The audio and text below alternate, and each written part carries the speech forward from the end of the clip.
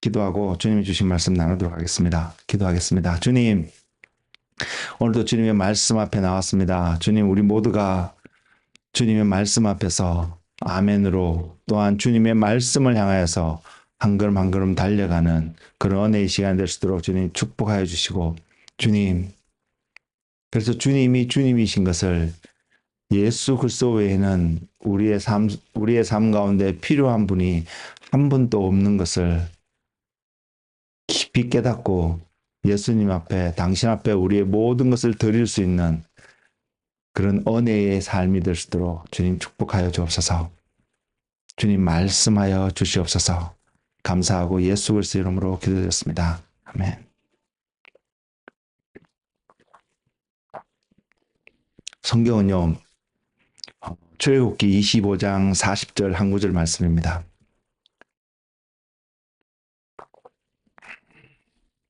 영에 속한 삶이란 제목으로 제가 오늘 여러분께 말씀을 나누고자 합니다.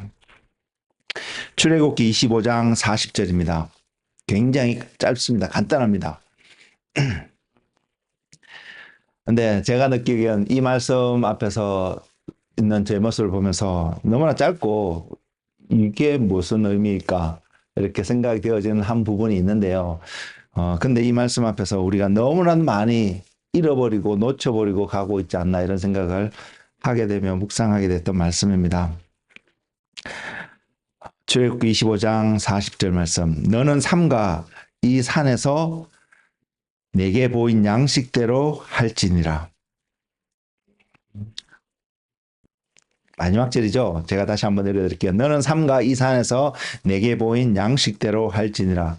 이게 어떤 내용인지 여러분 아시겠죠? 모세가 시내산에서 하나님으로부터 이 성막을, 이 회막을 에 대한 어떤 내용들을, 회막을 소위 말해서 블루프린트, 설계도를 받는 어떤 장면의 한 부분입니다. 이 말씀을 지금 주셨는데 이 말씀을 시작해서 성경에 있는 여러 군데의 말씀들을 인용하면서 보이시면서 우리에게 전하고자 하시는 주님의 메시지가 무엇인지 한번 살펴보기로 합니다. 사도 바울이 디모데에게 보내는 편지글 속에서요, 성경의 유익함이 무엇인지, 성경이 어떤 것인지를 증거하고 있는 두 구절의 말씀이 있습니다. 특별하게. 그 말씀이 뭐냐면 디모데후서 3장 16절에서 17절에 있는 말씀입니다. 제가 읽어드리면 이렇습니다. 모든 성경은 하나님의 감동으로 된 것으로 교훈과 책망과 바르게 함과 의로 교육하기에 유익하니 이는 하나님의 사람으로 온전하게 하며 모든 선한 일을 행할 능력을 갖추게 하려 함이라. 자, 우리는 이 말씀을 디모데후서 3장 16절에서 17절 또는 어디에 있는지는 몰라도 한 번쯤은 다 들어보았던 말씀 가운데 하나일 수 있다고 저는 생각합니다. 그리고 이 말씀을 통해서 우리가 분명하게 알 수 있는 한 가지는 하나님께서 왜 우리에게 말씀을 주셨는지 그 이유를 명확하게 표현하고 있는 말씀들 가운데 한 구절의 말씀입니다. 그리고요, 하나님이 주신 말씀이잖아요. 하나님이 주신 말씀이기 때문에 저와 여러분이 신앙생활을 하는, 소위 믿음의 삶을 살기를 원하는, 그래서 그 믿음이 궁극적으로 순종의 모습으로 이제 나타나는 삶인데, 그러면 하나님이 주신 말씀에 믿음으로 화답하면서 표현하는 것이 순종의 삶이라고 분명히 말씀을 드릴 수 있는데, 그러면 우리는 이런 질문을 해볼 수 있습니다. 여러분 방금 지금 읽어드렸던 디모데후서 3장 16절에서 17절 말씀에 여러분 순종하시며 살아가고 계신가요?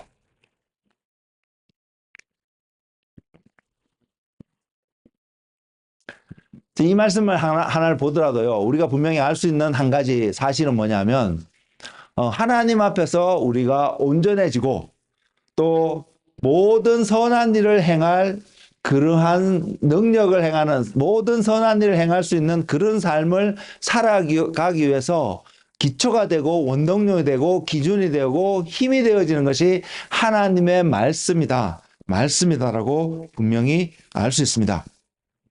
그래서 전하는 저나 여러분 앉아서 듣는 여러분에게나 모두가 이 말씀이 주는 축복을, 이 말씀을 통해서 저와 여러분의 삶 속에서 온전히 이루어지는, 이 말씀이 이루어지는 그런 은혜가 여러분 삶 가운데 또한 저의 삶 가운데 충만하기를 예수님의 이름으로 기도하고 축복합니다.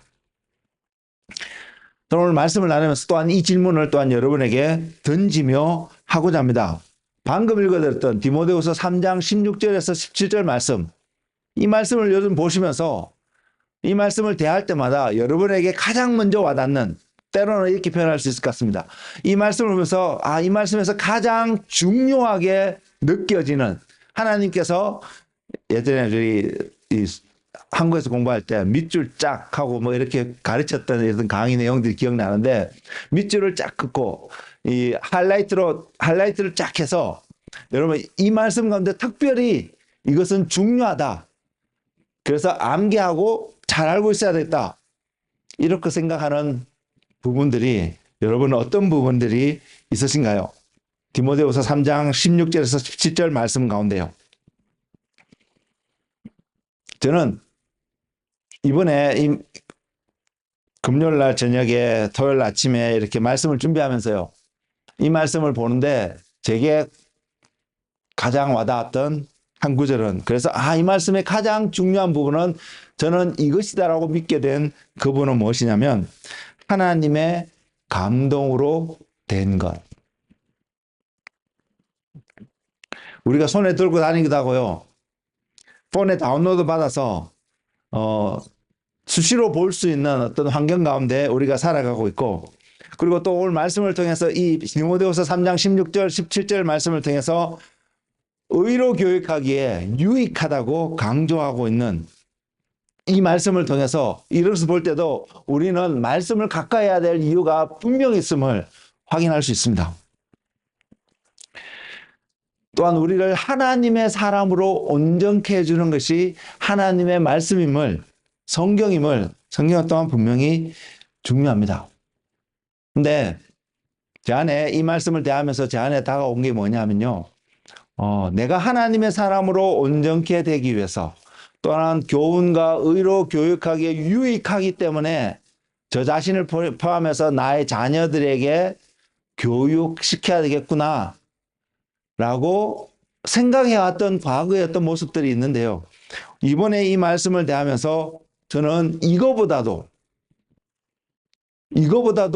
더 말씀이 소중하고 하나님의 말씀이 더 필요하게 다가온 이유가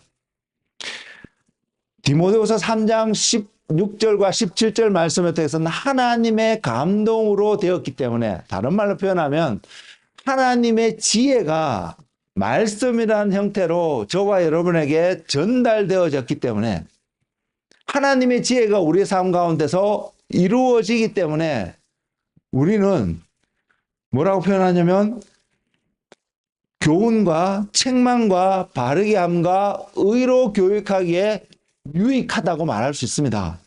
그리고 하나님의 지혜가 우리 가운데 임하게 된, 세워지게 되는 어떠한 것이 되기 때문에, 그 모습으로 나타나기 때문에요, 우리가 하나님 앞에서도 온전해질 수 있는 중요한 원천이, 소스가 그 말씀 안에 있음을 바라봅니다.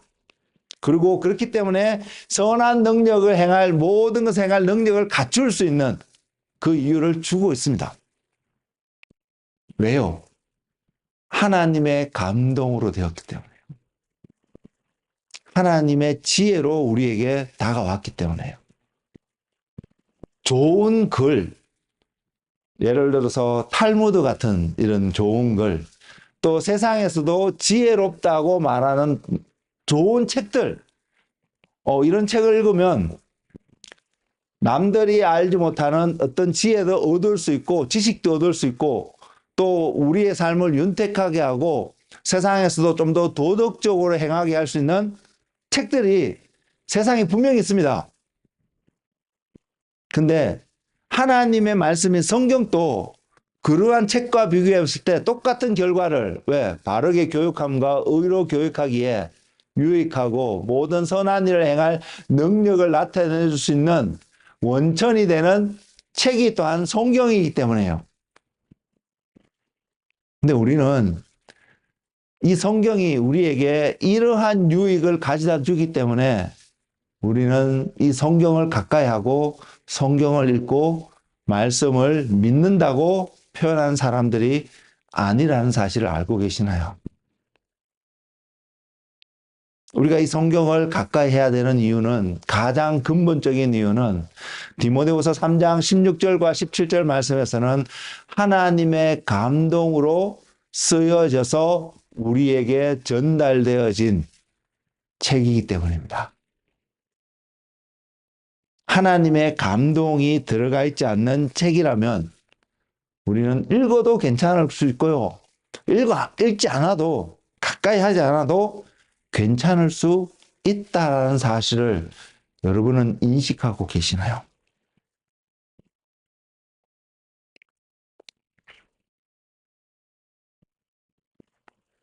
그런 하나님의 지혜가 담겨진 이 말씀요. 이 말씀을 저와 여러분 오늘 살아가면서 어떻게 다루고 있을까요? 여러분 그 말씀에 대해서 여러분 어떻게 생각하고 계세요? 저와 여러분이 늘 이 강단에서 제가 수시로 외치고 있는 표현이기도 하고요. 여러분 생각 속에서도, 여러분 삶 속에서도, 여러분의 기도 생활 속에서도 늘 고백하는 하나의 고백이 될 수 있는 거라고 생각하는데, 뭐냐면 하나님, 항상 주님께 순종하는 삶을 살고 싶습니다. 믿음의 삶을 살고 싶습니다. 라고 고백하는 것이 우리의 일상의 어떤 하나의 모습일 수 있다라고 저 표현할 수 있는데요. 그렇게 고백하고 있는 여러분 자신을 바라보면서, 그러면 하나님께서 감동으로 서서 우리에게 전달되어진 이 말씀에 대해서 우리는 어떤 태도로 늘 바라보고 대하고 있는가요? 오늘 주님께서 우리에게 주신 본문의 말씀 이렇게 기록하고 있습니다.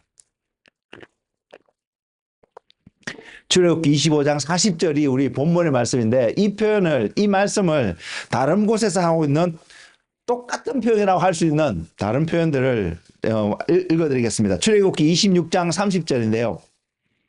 그리고 27장 8절인데 이렇게 기록하고 있습니다. 너는 산에서 보인 양식대로 성막을 세울지니라. 그리고 출애굽기 27장 8절에는 제단은 널판으로 속이 비게 만들되, 이거 하나님의 말씀입니다. 제단은 널판으로 속이 비게 만들되 산에서 내게 보인 대로 그들이 만들게 하라. 제단을 만드는 사람은요, 성막을 만드는 사람은, 어떤 것을 들어서 만드는 사람은 이 상황 속에서는 이스라엘 백성들입니다. 모세가 전달한 하나님 메시지를 받아서 만드는 사람들에게도 뭐라고 만들냐면 하나님께로 전달받은 대로, 하나님이 지시하신 대로 만들게 하라는 것이 지금의 이 말씀입니다. 오늘 우리에게 주신 본문의 말씀이 바로 그것입니다.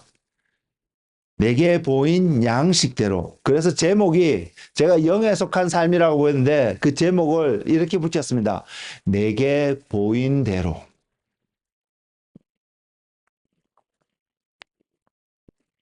여러분, 이 지금 몇 구절, 한 네 군데의 말씀을 제가 읽어드리고 약간 소개해드렸는데, 이것을 통해서 하나님께서 보이시고자 하시는 하나님의 뜻이 무엇인지 여러분 깨달아지시나요?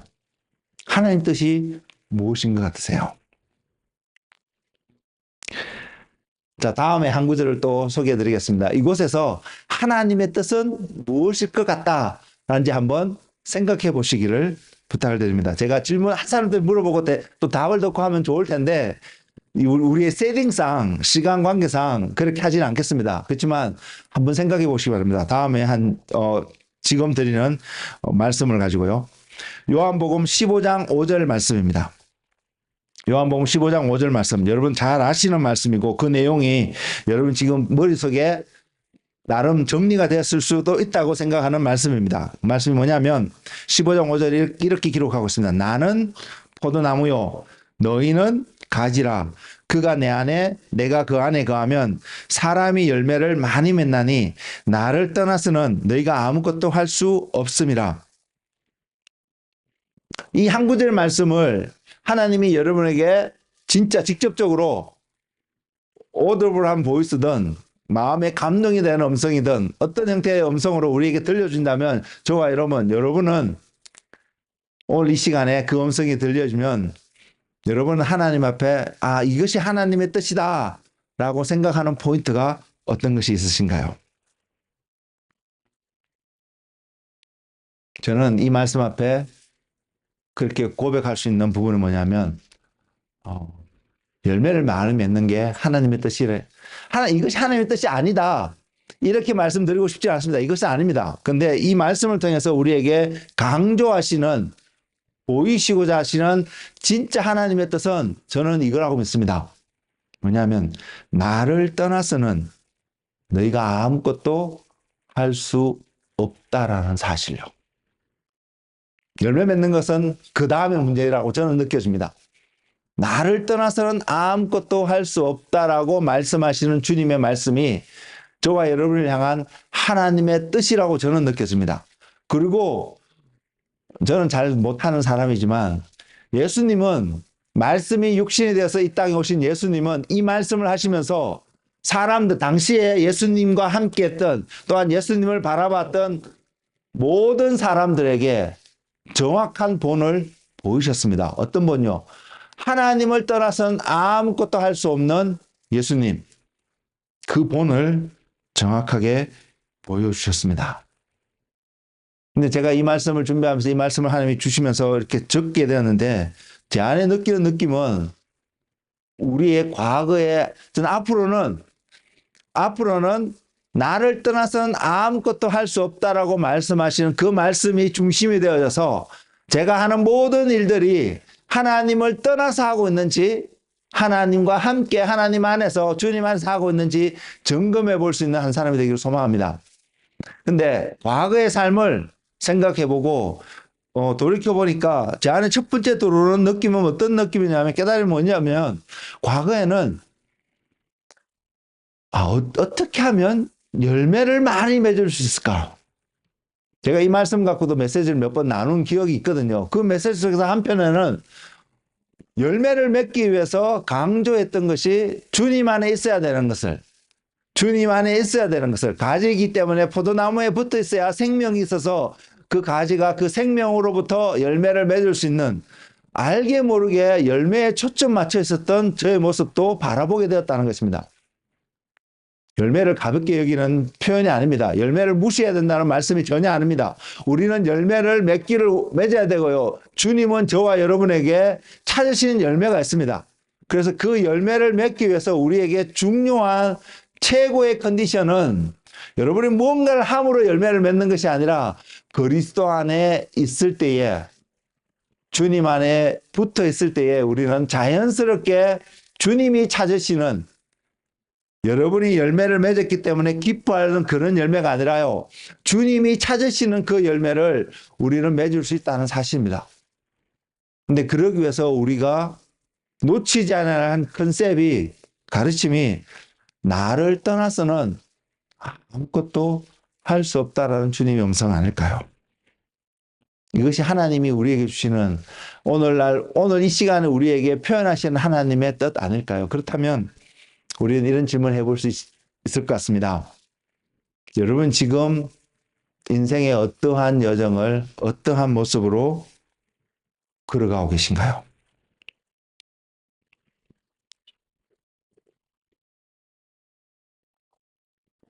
애굽에서 400년간 종살이를 했다고 성경은 기록하고 있는데 이 이스라엘 백성들이 400년간 종살이를 하면서 종이기 때문에 우리에게요 가장 쉽게 다가오는 하나의 개념이 뭐냐면 자유가 뭔지 모른다는 것입니다.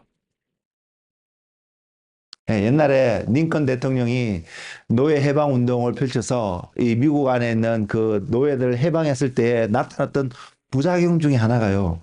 그들에게 자유가 주어졌을 때에 그것을 어떻게 사용할지 몰라 했던 어떤 모습들이 있음을 그런 이야기를 들은 적도 있습니다.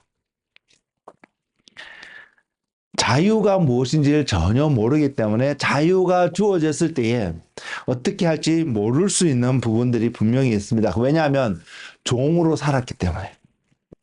그 종으로 산 이스라엘 백성들이요. 그들의 삶이 고달팠다는 것은 성경에 분명히 이야기하고 있습니다.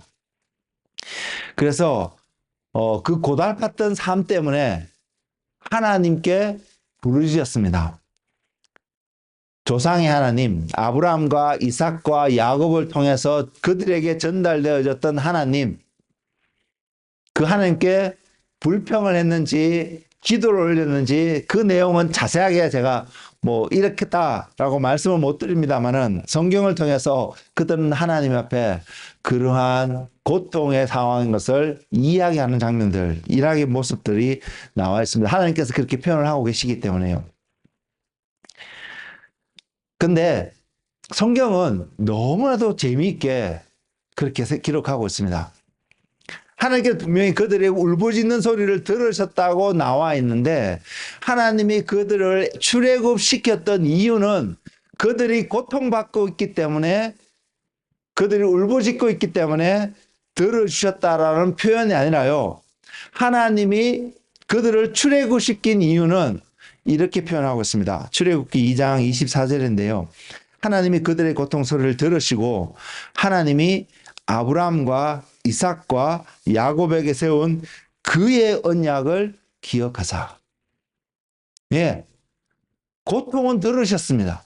근데 그 고통 때문에 이렇다라는 어떤 그 표현보다 하나님이 기억하신 것이 뭐냐면 하나님의 언약, 아브라함과 이삭과 야곱에게 약속하셨던 하나님의 언약을 기억하셨습니다.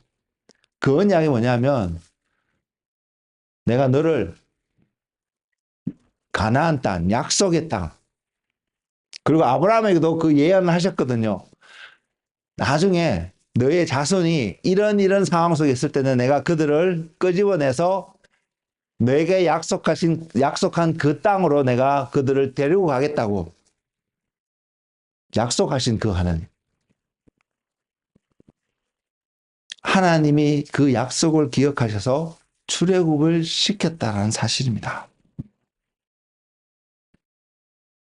출애굽의 시작점이 그들이 고통 가운데 있는 것이 시작점의 포인트가 아니라 하나님이 그들의 아브라함과 이삭과 야곱에게 하셨던 하나님의 언약을 기억하신 것이 출발점이었다는 사실입니다. 아브라함과 이삭과 야곱이요, 하나님께 열심히 믿음을 보이고 순종을 잘해서 이 약속을 얻은 게 아니었습니다. 하나님은 그냥 그들에게 그 약속을 아브라함이 먼저 하셨고 아브라함의 아들 이삭과 그 또 손자인 야곱에게 반복적으로 지속적으로 이 약속을 그들에게 리마인드 시켜주셨습니다. 기억나게 하셨습니다. 그래서 그들이 기억을 하니까 하나님의 말씀을 기억을 하게 되니까 그들이 했던 삶이 뭐냐면 하나님께 순종하는 삶이었습니다. 이 땅에서 나그네 같은 삶을 살았지만 이 땅에 관심을 가졌던 것이 아니라 본향을 바라보는 삶을 살았습니다. 왜? 하나님이 그들에게 약속하신 하나님의 말씀을 기억할 수 있게 되었기 때문에요. 다시 강조해 말씀드리지만 이 약속이 하나님으로부터 시작된 것임을 성경은 증거하고 있습니다. 그 말은 알파이신 하나님을 나타내고 있고요. 이것은 더 나아가서 I am who I am. 나는 스스로 있는 자라고 선포하시는 그 하나님을 증거하는 또 다른 하나의 모습입니다. 오늘 신약 시대를 살아가는 저와 여러분에게 적용을 시키면요. 우리가 아직 죄인 되었을 때에 하나님이 저와 여러분을 사랑하셨다라고 성경은 선포하고 있습니다. 그래서 나타나는 것이 주님께서 그래서 나타난 것이 하나님께서 독생자 예수 그리스도를 이 땅에 보내셔서 십자가에 죽게 하셨는데 이 계획은 태초부터 이미 그 계획을 가지고 있었다는 것을 하나님이 선포하고 계십니다. 태초부터는 세상을 창조하기 이전부터요.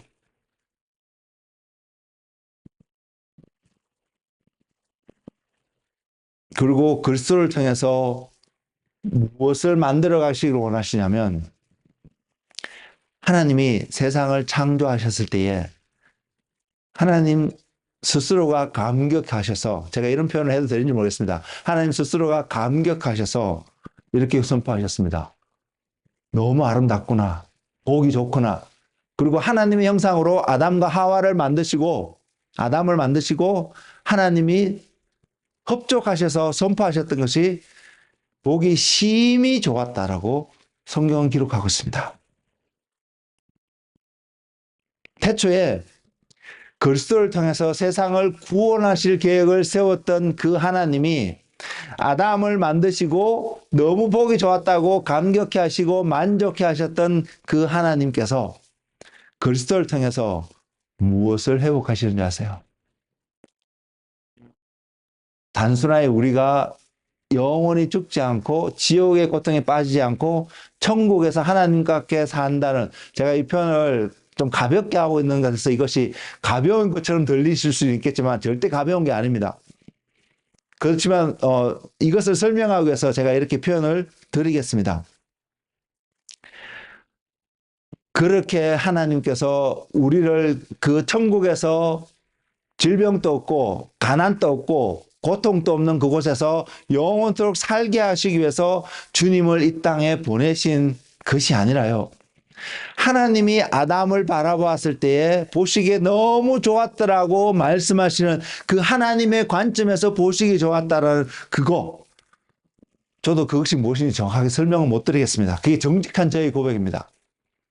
하나님이 보시기에 좋았더라는 그것을 회복시키기 위해서 태초부터 그 계획을 세우시고 주님을 통하여서 그 계획이 계획으로 끝나는 것이 아니라 진짜임을 나타내신 사건이 십자가의 사건이라는 사실을 여러분 알고 계시나요?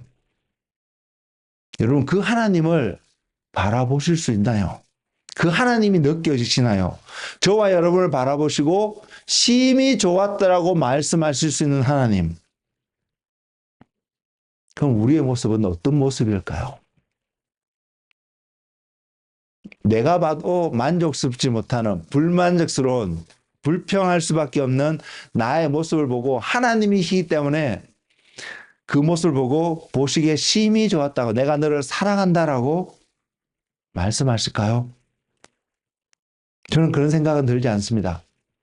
하나님이 우리 안에서 보시고 계시는 것이 우리가 우리를 바라보면서 느끼고 있는 것과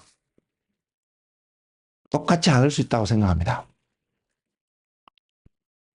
저는 그 관점을 오늘 여러분에게 좀 소개하고자 합니다. 하나님이 저와 여러분을 보시면서 보시기에 좋았더라, 심히 좋았더라는 그 말씀 앞에 제가 서보니까 제가 고백할 수 있는 한 가지는 이것이었습니다. 무엇이냐면, 내가 이런 사람이었구나. 내가 이렇게 보기 좋은 사람이구나. 아름다운 사람이구나. 내가 하나님의 사랑을 받는 사람이구나. 내가 이렇게 인정받고 있는 사람이구나. 이것을 생각하는 것이 아니라요. 나를 바라보고 하나님이 그렇게 바라보실 수 있는 그 이유, 하나님이 어떻게 그렇게 바라보실 수 있지? 이렇게 생각하시고 이렇게 선포하시고 이렇게 기대하시는 그 하나님은 과연 어떤 분이지? 저는 그 하나님을 알고 싶은 마음이 더 많이 생겼다는 사실입니다. 그 하나님을 바라보고 싶은 마음이 생겼다는 사실입니다. 여러분은 어떠신가요?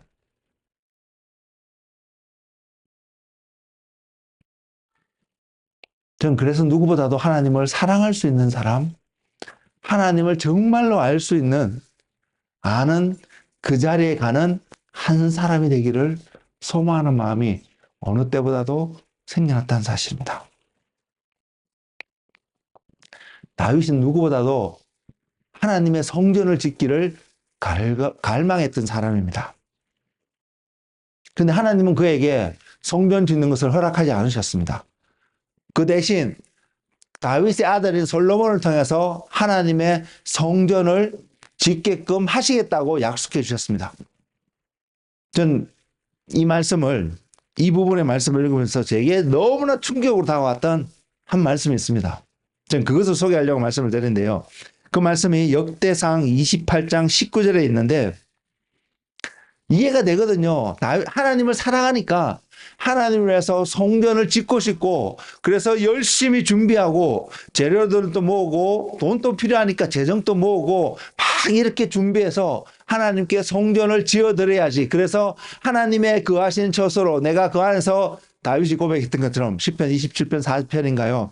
내 평생에 여호와의 집에 거하면서 하나님을 묵상하고 하나님의 아름다움을 바라보며 살아가겠다는 그 고백을 하나님과 깊은 교제를 나눌 수 있는 어떤 성전, 하나님의 집 짓기를 갈급하면서 하나님 앞에 그렇게 기도하고 간구했을 때에 하나님이 그 성전을 어떻게 짓는 것을 말씀하셨는데 저는 이 말씀을 보면서 충격이었습니다. 제게는.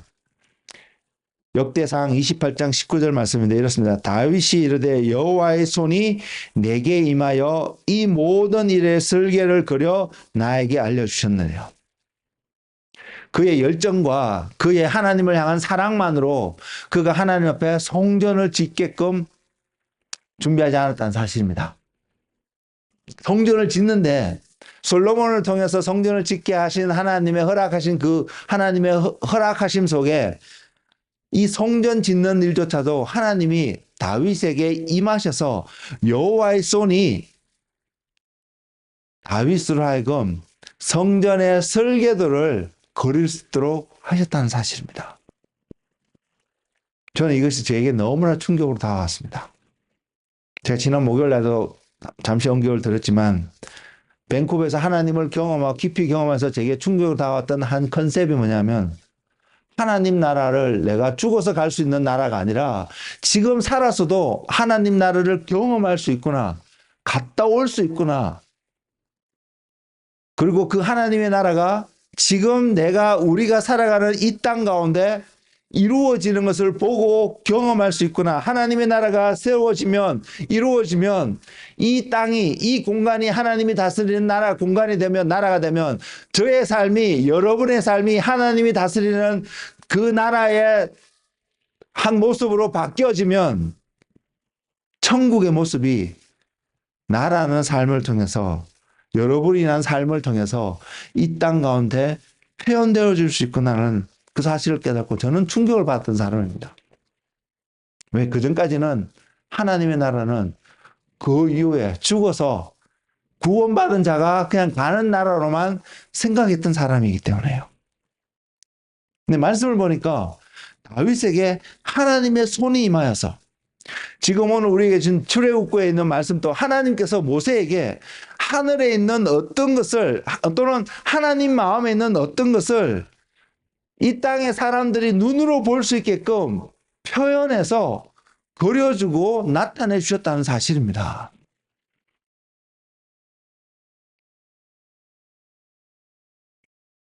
어제나 오늘이나 영원토록 동행하신 그 하나님께서 오늘날 저와 여러분의 삶 속에서도 동일하게 일을 하시지 않을까요? 여러분, 이 일에 대해서 여러분 하나님과 함께 하실 준비가 되셨나요? 그 이후로 저는 구원이 하나님 안에 있는 최고의 관심사가 아니라는 사실을 알았습니다. 우리의 구원은 하나님이 갖고 있는 최고의 관심사를 들어가기 위한 시작점인 것을 알았습니다. 그래서 구원에만 초점을 맞출 수 없다는 사실을 저는 누구보다도 깨닫는 사람입니다. 그래서 예수님께서요, 제자들이 주님께 질문했습니다. 요한이 제자들에게 기도를 어떻게 하라고 가르쳐 준 것처럼 주님께서도 우리에게 기도를 가르쳐 주세요라고 했을 때에 그 주님이 가르쳐 주신 기도의 내용 속에 들어갈 수밖에 없던 하나의 문장이 마태복음 6장 10절에 있는데 그 말씀이 이렇습니다. 나라가 임하옵시며 하늘에서 하나님의 뜻이 이루어진 것 같이 땅에서도 이루어지게 해달라고 기도해야 된다는 것을요. 우리는 하늘에 있는 하나님 나라에 가는 것에만 소망을 두고 살아갈 수 있는 사람들이 아닙니다. 우리는 그 하나님께서 하늘에 그 하나님의 나라를 세우셔서 완성하신 그 하나님께서 이제는 이 땅에도 저와 여러분이 살아가는 이 땅 속에서도 그 하나님의 나라를 bring it down 하셔서 이곳에서 세우기를 원하시는 그 주님의 마음. 저와 여러분이 주님을 닮게 된다면, 그래서 닮는 온전한 모습이 난다면 이 땅에서 주님이 하나님의 나라를 가지고 오셔서 사람들에게 소개하여 주었던 것처럼 저와 여러분의 삶이 그런 삶이 되어야 된다는 것을 성경은 보여주고 있습니다.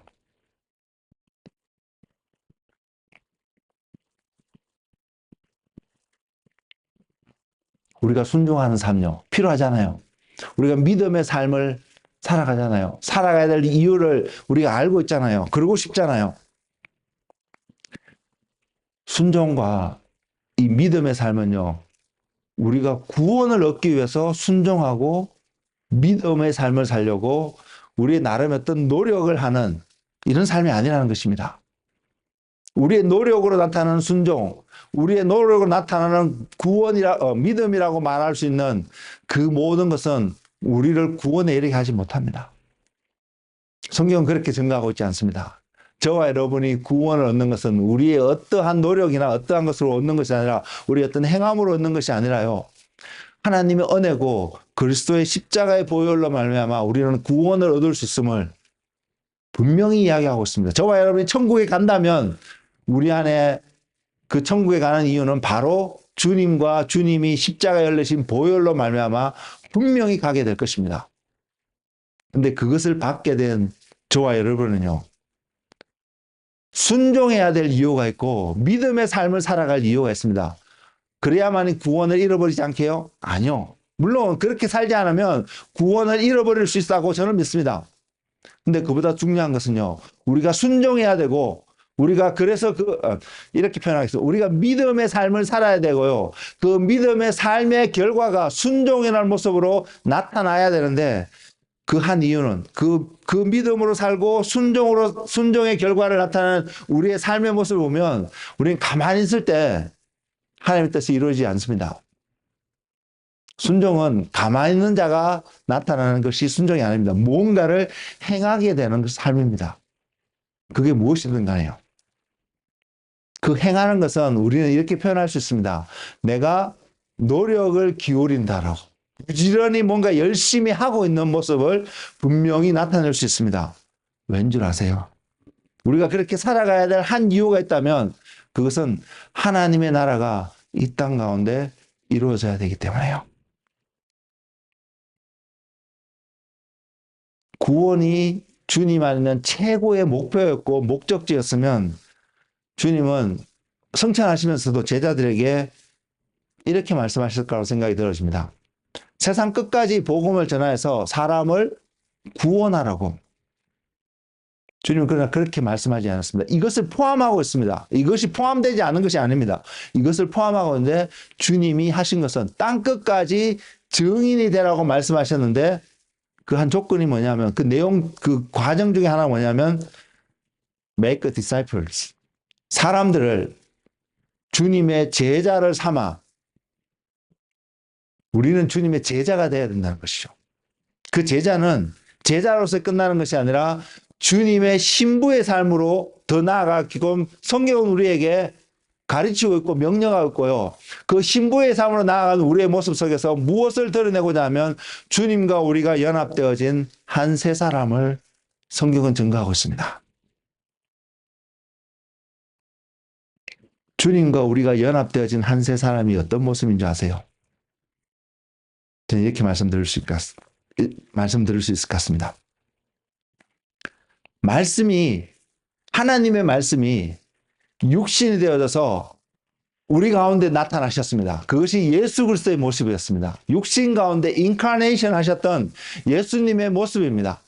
그래서 예수님이 이 땅에 걸어가실 때에 사도 요한이 기록하기를 예수님이 행하신 모든 기적들, 이적들을 기록하면 이 세상에는 책이라도 두기에 부족할 정도로 어마어마한 기적들을 행하셨다라고. 성경은 요한복음은 그렇게 증가하고 있는데 요한복음에 나타나고 있는 예수님의 기적은 손가락으로 꼽을 수 있습니다. 그 숫자적으로 따지면. 그 예수님이 우리에게 보이신 것. 그렇지만 그 원리를 우리에게 보이셨는데 그래서 주님이 말씀하시기를 나보다도 더 큰 일을 할 수 있는 사람들이 오게 될 것을 주님이 예언하셨는데 그 이유가 바로 주님이 이 땅에서 살아갔던 삶의 방식이었습니다. 말씀이 육신이 되어서요. 우리에게는 어떻게 적용이 되냐면 하나님의 말씀이 저와 여러분의 삶에 들어와서 우리의 삶을 온전히 주장하게 되는 우리의 모습이 될 때에 그런 우리를 통해서 우리가 말씀이 육신이 되었다라고 표현하기 조금 힘듭니다. 굉장히 이상한 데 빠질 수 있으니까 그렇게 생각하지 마시고요. 그렇지만 하나님의 말씀이 우리 가운데 임하여서 우리의 삶을 주님이 이 땅에서 걸어가셨던 동일한 삶의 모습으로 이끌어 가실 수 있다면 거기에 우리의 삶이 내어드릴 수 있다면 우리가 거기에 순종으로 믿음으로 화답할 수 있다면 주님을 통해서 표현되어졌던 하나님의 나라가 우리의 육신을 통해서도 이 땅 가운데서도 표현되어지는 그런 애가 있지 않을까요?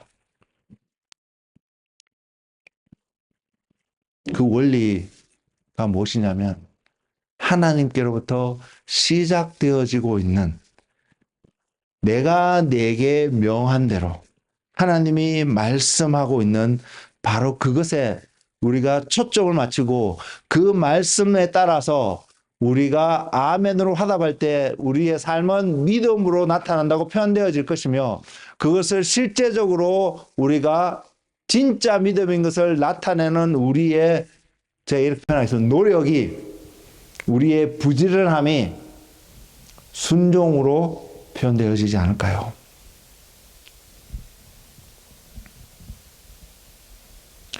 솔로몬이 죽고요.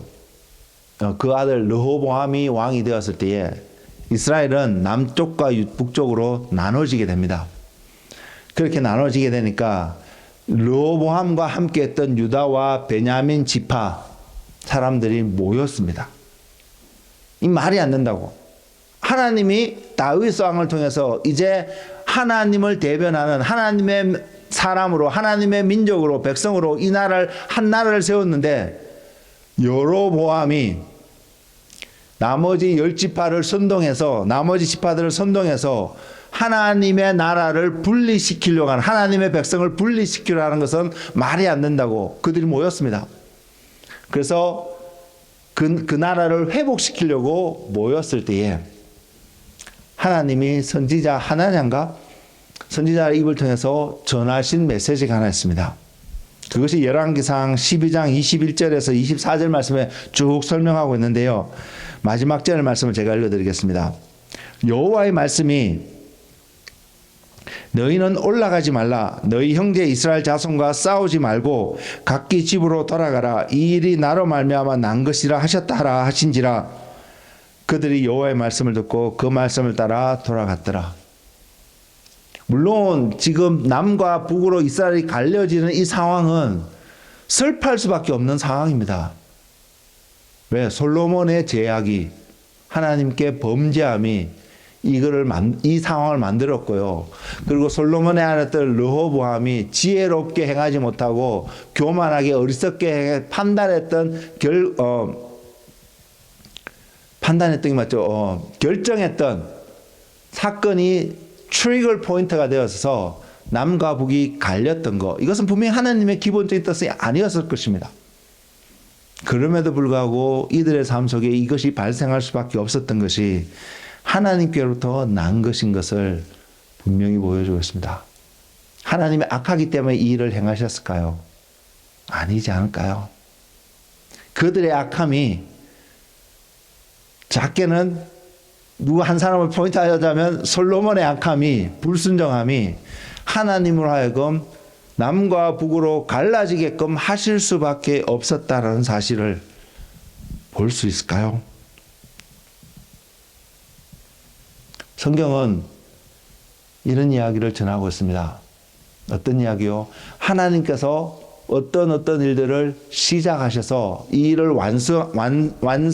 완성하기 위해서 사람들에게 기름도 부으시고 능력도 더하셔서 일을 행하게 하시고 이것이 하나님인 것을 보이게끔 하는 많은 내용들이 기록되어 있습니다. 그 원리가 주님이 이렇게 전하셨습니다. 말씀이 육신이 되어 오신 그분이 우리에게 이렇게 전하셨습니다. 마태복음 4장 4절입니다. 예수께서 대답하여 이르시되 기록되었을 때 사람이 떡으로만 살 것이 아니요 하나님의 입으로부터 나오는 모든 말씀으로 살 것이라 하였느니라 하시니. 시간이 많이 흘러갔기 때문에 제가 말씀을 마무리하면서요 이 표현을 드리고자 합니다. 여러분 보세요. 성경을 통해서요 수많은 기적들도 있고요. 수많은 놀라운 이야기들도 있고 하나님의 경이로운 행하심들이 있는데 그 모든 것의 출발점이 하나님으로 말미암아 시작되었다는 것을요.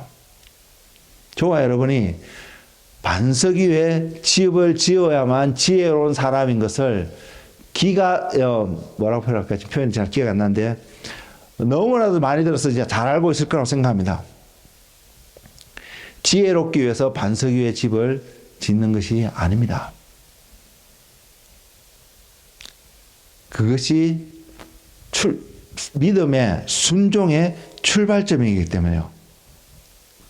하나님께 뿌리를 내리고 하나님으로부터 시작해서 하나님께 뿌리를 내리고 하나님과 함께하는 삶이 반석 위에 집을 짓는 삶이기 때문에요.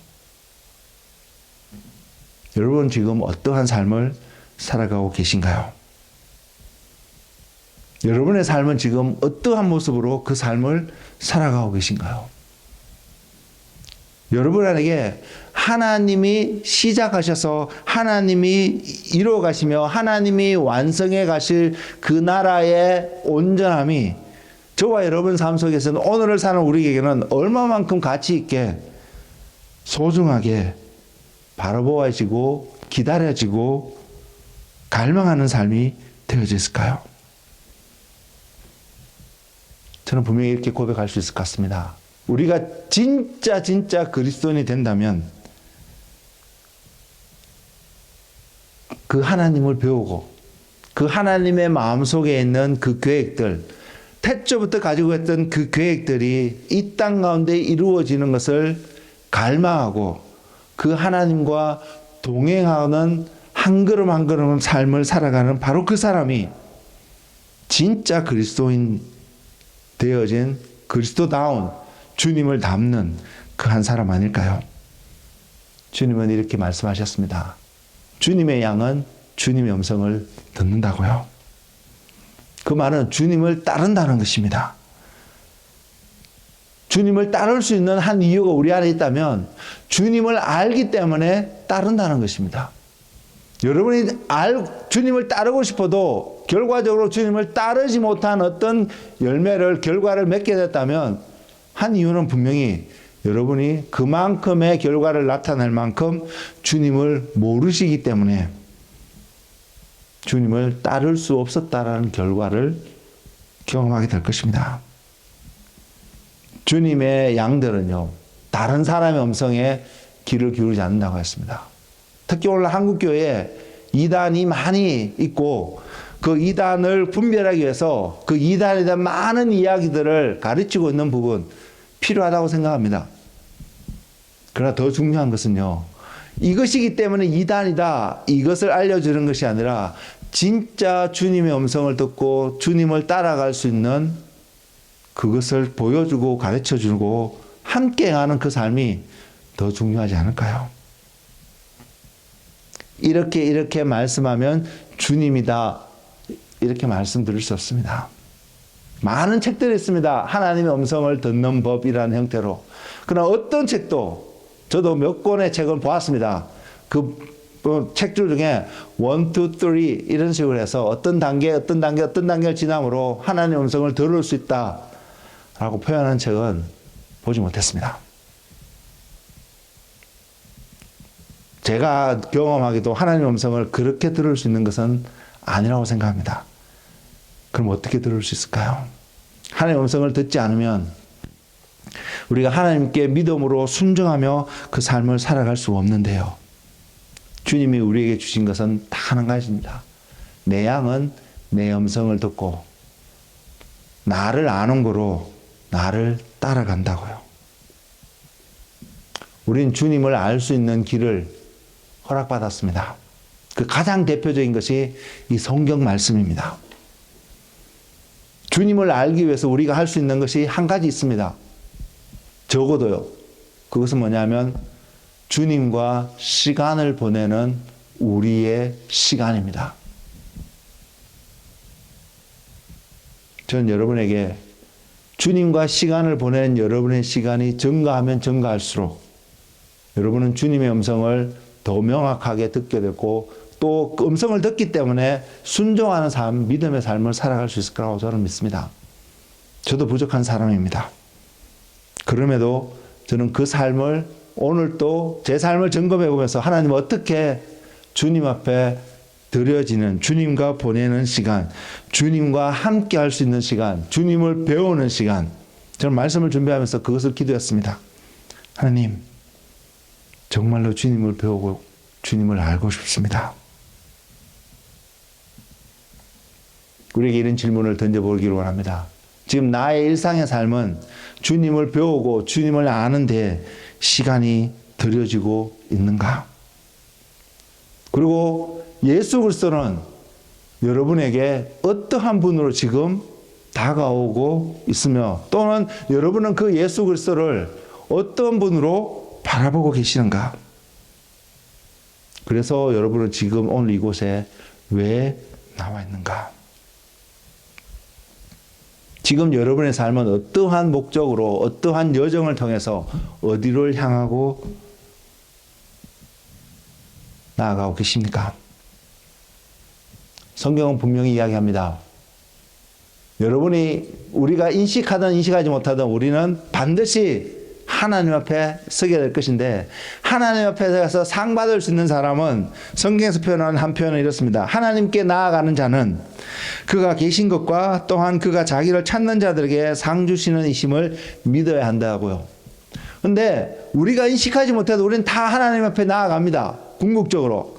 그래서 하나님 앞에 나아가는 두 부류의 사람이 있습니다. 그 한 부류의 사람은요, 그리스도를 통하여서 하나님께 나아가는 사람이 있고요. 한 부류의 사람은 그리스도와 관계없이 하나님 앞에 서게 되는 한 사람이 있을 것입니다. 그럼 그 결과가 어떠한 결과가 나올 수 있는지 여러분 제가 설명을 안 드려도 여러분 아시겠죠? 왜 그리스도를 통해서 가야 되냐? 주님이 스스로 증거하셨습니다.